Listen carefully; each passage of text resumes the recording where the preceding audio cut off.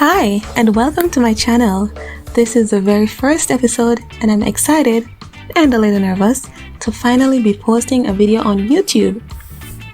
In this episode, I'll be doing a quick introduction about myself, sharing a bit about my experience with investing in the stock market, and where you can invest in stocks and other securities in Japan. Now, first things first, I'm not an expert. I'm just an ordinary person. I do have a background in business management, and while I have a general understanding of finance, I'm still learning about the stock thing as I go.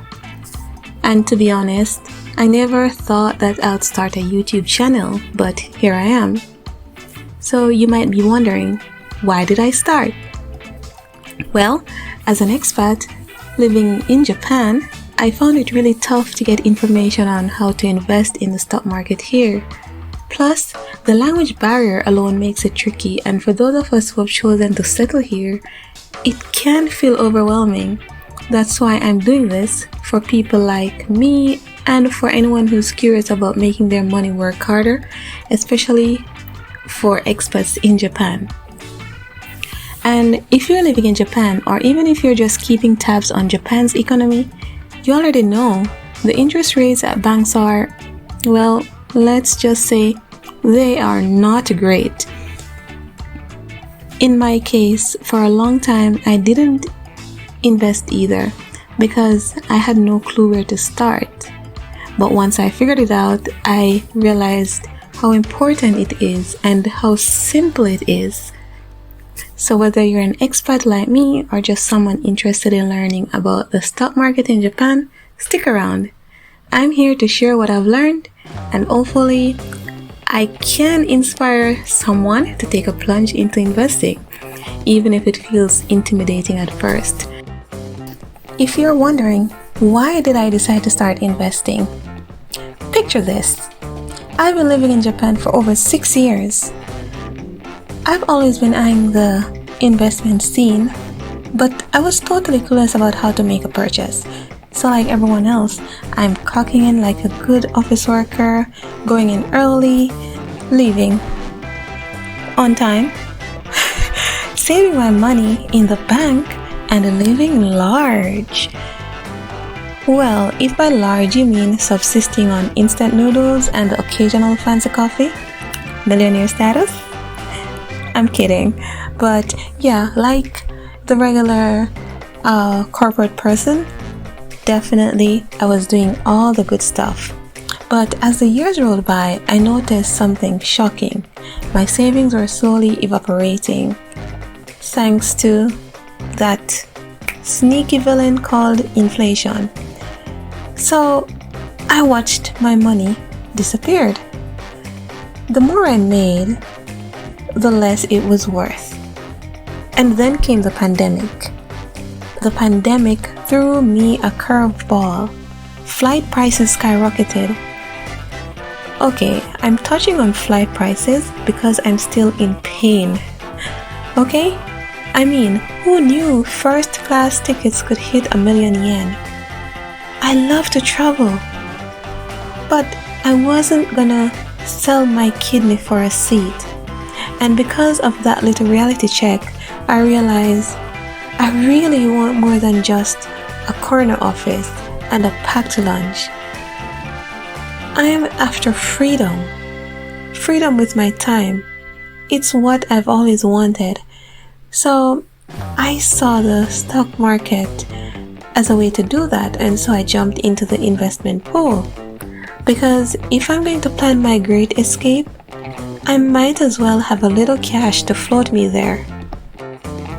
Okay, so let's touch on a few things before jumping into investing in the stock market.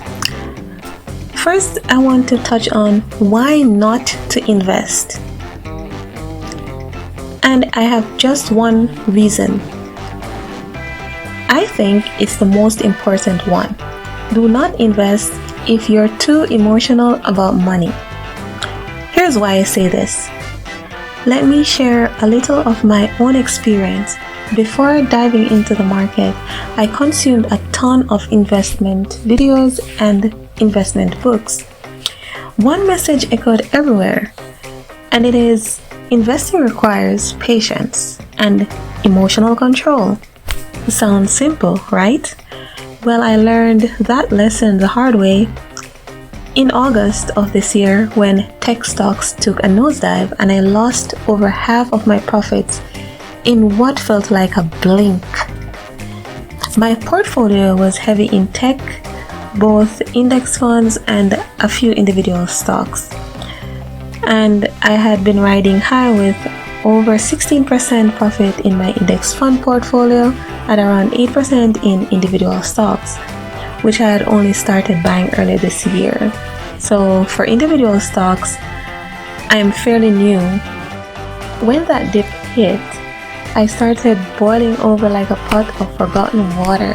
I kid you not. It was my first time to see my money shrink in the market, and it was not pretty.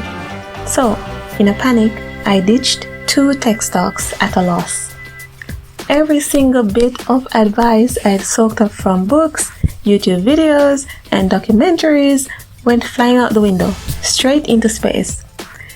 But a few days later, once I'd calmed down, I bought those same stocks back because deep down, I believed in those companies because I did my research. And when I say research, I don't mean those technical research or anything, but we will get into those in another video. Anyways, about a week later, the market rebounded fast. I recovered more than half of what I lost.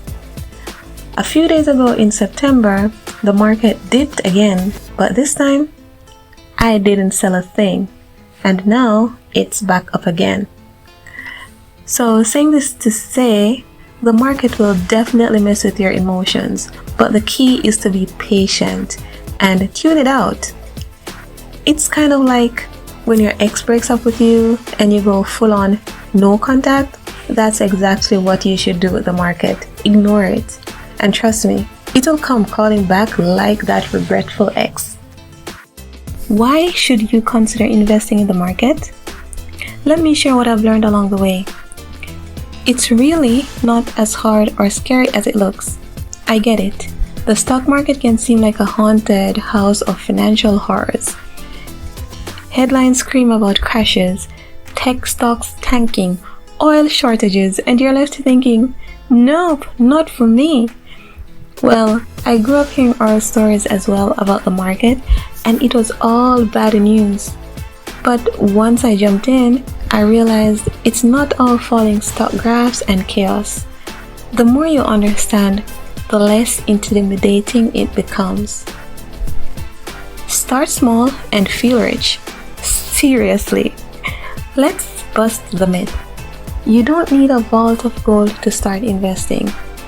I used to think you had to be a billionaire or a millionaire to even touch the market. You want to know my first move? Just 10,000 yen across 4 index funds. One day, I made a whopping 30 yen in profit. I was living. Okay, maybe not balling just yet, but by the end of that month, I had made over 2,000 yen in profit. And while it may not buy you a yacht, it sure shows you that even small steps lead somewhere.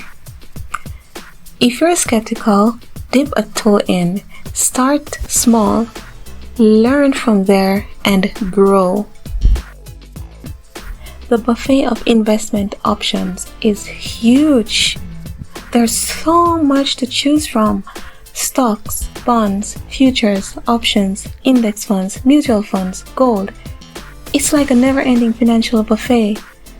I'll dive deeper into these in future videos, but for now, just know that you've got options, and there's something for everyone's taste.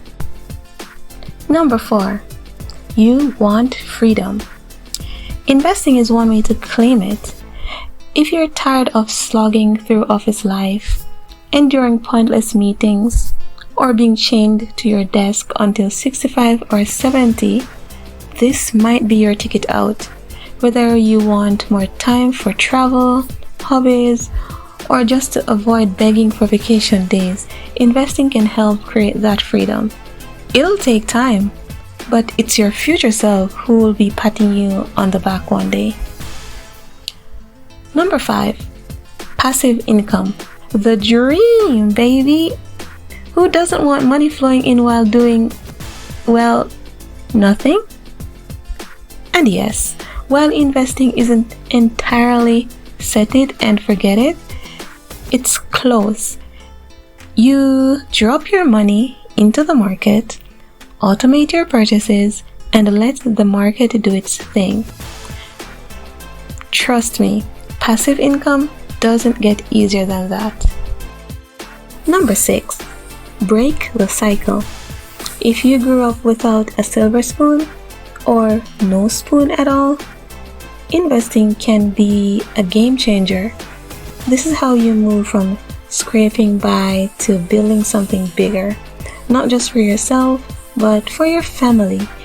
You want to upgrade from no spoon to gold spoon? The stock market might be your start.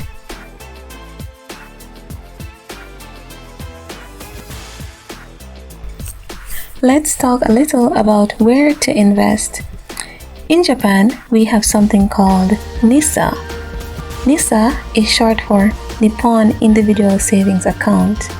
I won't go too deep into it right now, but basically, NISA lets you invest in stocks, mutual funds, and other securities tax-free for a certain number of years.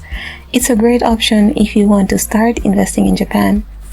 Now, some of the most popular brokers for us are SBI Securities, Mizuho Securities, Rakuten Securities, and Nomura Securities. I'm currently using Rakuten Securities, and I chose it because it's user-friendly. The interface is clean, there's English support, and signing up was pretty easy. One downside for me though is the wait time when calling customer support. And also, not everything is in English. For example, the operation reports. But I've found ways around that, and I'll explain more in my next video. I did also try signing up with Nomura Securities, but I stopped midway because there was too much paperwork involved. It's not that hard, but since I already had Rakuten at my fingertips, I decided to stick with what I was familiar with. So check out these brokers and see which one suits you best. Oh, and by the way, Rakuten also offers other investment opportunities besides NISA. In my next video, I'll dive deeper into that, walk you through how to navigate their website, and share a look at my current portfolios, plus how I manage it now compared to a few years ago. Okay, so thanks again for tuning in and welcome to my channel. If you're interested in learning more, don't forget to like, subscribe, and share. See you next time.